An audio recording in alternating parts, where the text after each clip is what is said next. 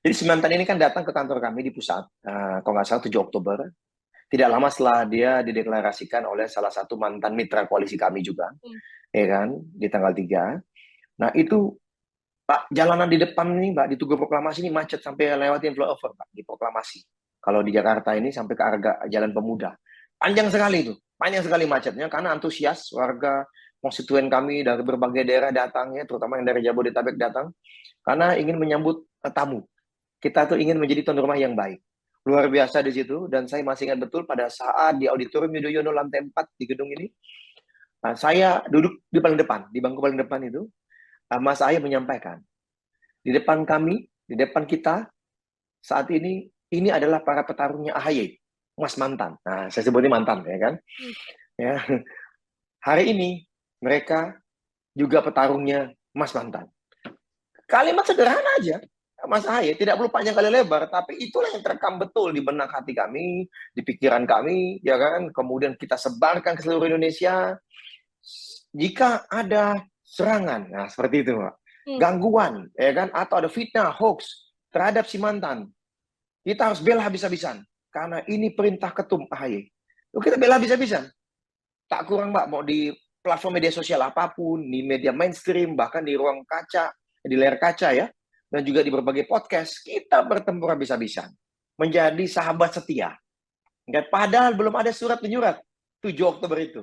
Tapi tadi, karena komitmen yang luar biasa. Nah, kemudian kan kita tahu ada proses surat menyurat dan sejenisnya, ada deklarasi, ya kan, 14 Februari, ada piagam. Nah, itu juga semakin menguatkan kami. Gitu. Ya kan, bahwa ini ada resminya nih, bahwa ini koalisinya terjalin ini. Nah, dan kemudian kader itu, Mbak, tadi saya bilang, ini, jadi semangatnya luar biasa. Jadi kalau kita bicara, ini kita ini sedang cinta-cintanya, Mbak, kata orang kan. Kalau anak bilang anak zaman sekarang bilangnya bucin kali ya, Mbak ya. Ya. Iya, ya kan?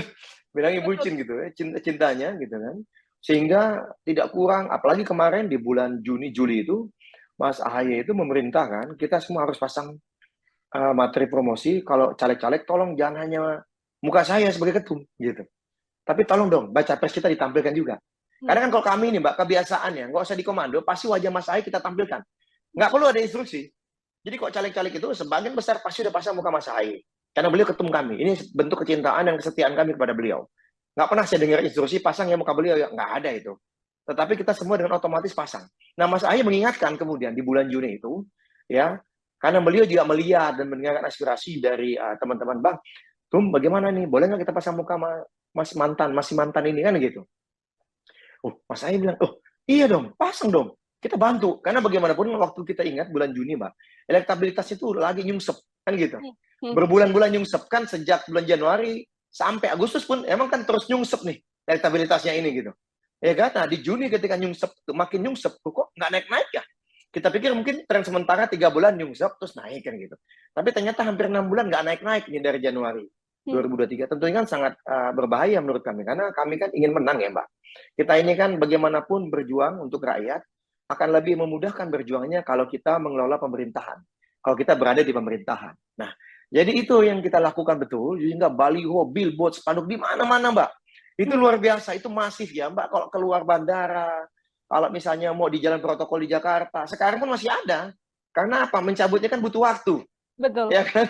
Banyak sekali ini, luar biasa. Ya kan? Sampai termasuk saya kan dapil saya di Kalimantan Barat, Mbak. Di Pontianak, Sambas, Kubraya, Mempawah, Ketapang, Kayong misalnya, ya kan, Bengkayang, Landak gitu, di Singkawang, itu banyak sekali yang saya pasang wajah saya, bukan hanya ada ketum, tapi juga ada si mantan ini. Masangnya aja butuh hampir 1 bulan, Mbak, buat biar 9 kabupaten kota ini saya masang.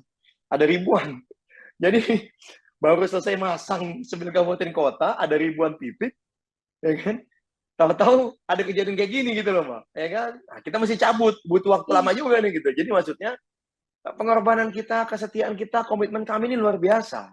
Kenapa kemudian kader-kader begitu ada rilis hari Kamis lalu, Kamis malam, malamnya langsung banyak kader yang kirim video, Mbak. Lagi mencopot baliho, mencopot billboard, mencopot spanduk.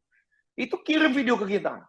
Ya kan? Bahkan ada yang agak demonstratif dengan membakar. Wah, itulah yang kemudian kami di hari Jumat itu ketum meminta kepada Kepala BPUKK, tolong buat instruksi aja. Silakan dicopot, tapi tolong jangan anarkis gitu. Jangan sampai bakar-bakar maksudnya. Copot aja. Silakan kalau mau videokan silakan, mau foto silakan.